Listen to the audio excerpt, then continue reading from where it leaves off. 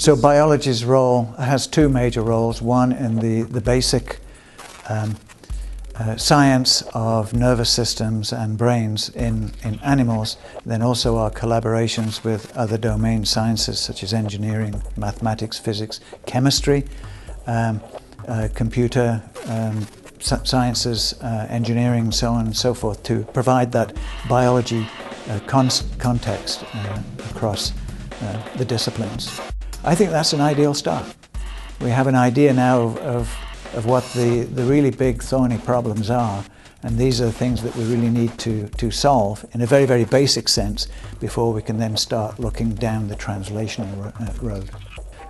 All of the brain imaging activity, tremendous advances going on there with the technology, but it's not entirely clear how we're going to handle those data sets. But, you know, an N of 1 could be terabytes of data. So you have 2 experimental groups or a control and an experimental group, each with 10, a sample size of 10. That's what you call big data.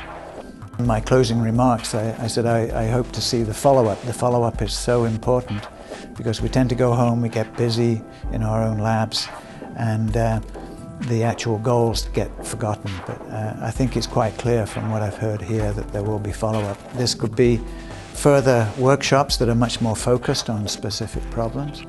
They might include the ideas labs that NSF Biological Sciences has run before, where we bring people together that might not normally talk with one another, to focus on a particular problem that's proved to be intractable and try and solve it, produce proposals that we can then fund, be reviewed, peer reviewed, and then fund if they pass muster.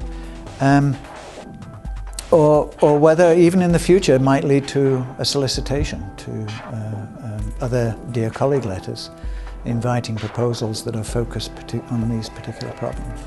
So that's the follow-up that I see. It's a very exciting time. For more information about the BRAIN initiative, visit nsf.gov/brain.